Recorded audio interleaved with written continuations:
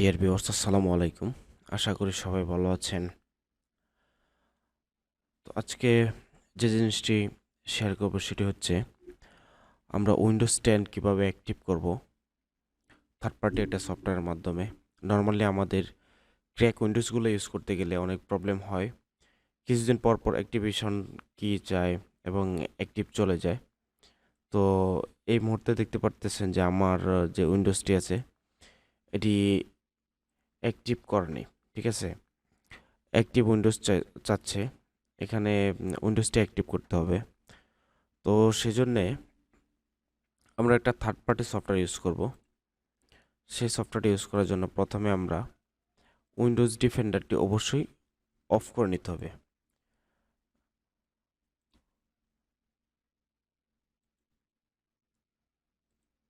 Windows defender setting থেকে আমরা real time প্রোটেকশনটি of করে দেব।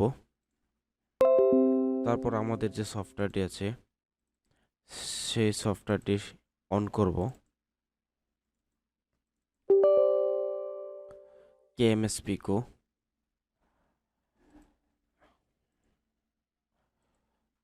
এবং আমরা সাধারণত যে নিয়মে সফটওয়্যার ইনস্টল করি সেই নিয়মে সফটওয়্যারটি ইনস্টল করব। এই সফটওয়্যার লিঙ্কটি ভিডিও ডিসক্রিপশনে দিয়ে দেওয়া হবে। আপনারা ওইখান থেকে ডাউনলোড করে সফটওয়্যারটি ইনস্টল করে নেবেন। এরকম পর্যায়ে আসলে আমরা এই স্টার্ট বাটনে যাব এবং কেএমএস পিকো অন করব। দেখতে পারতেছেন কেএমএস পিকো অন হওয়ার সাথে সাথে আমাদের এরকম একটা ইন্টারফেস চলে আসছে। তো এখান থেকে আমরা যদি জাস্ট এখানে একটা প্রেস করি তো আমাদের উইন্ডোজ এবং আমাদের মাইক্রোসফট ওয়ার্ড এই দুইটাই একসাথে অ্যাক্টিভ হয়ে যাবে।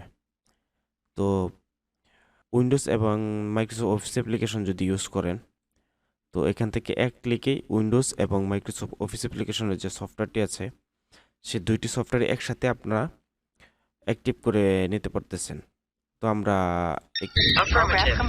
ক্লিক করার সাথে সাথে প্রোগ্রাম কমপ্লিট নামে একটি মেসেজ শো করছে এবং আমাদের উইন্ডোজটি সাথে সাথে অ্যাক্টিভ হয়ে গেছে।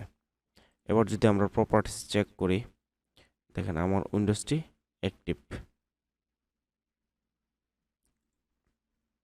এবং আমাদের যে এখানে উইন্ডোজ অ্যাক্টিভের যে লেখাটি ছিল সেটি দেখেন এখন আর নাই, চলে গেছে। তো এইভাবেই অতি সহজে আমরা উইন্ডোজ অ্যাক্টিভ করতে পারি। আজকে ভিডিওটি এ পর্যন্তই। আশা করি সবার ভিডিওটি ভালো লেগেছে।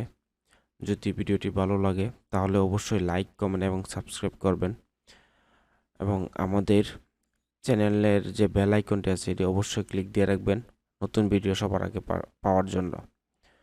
আসসালামু আলাইকুম।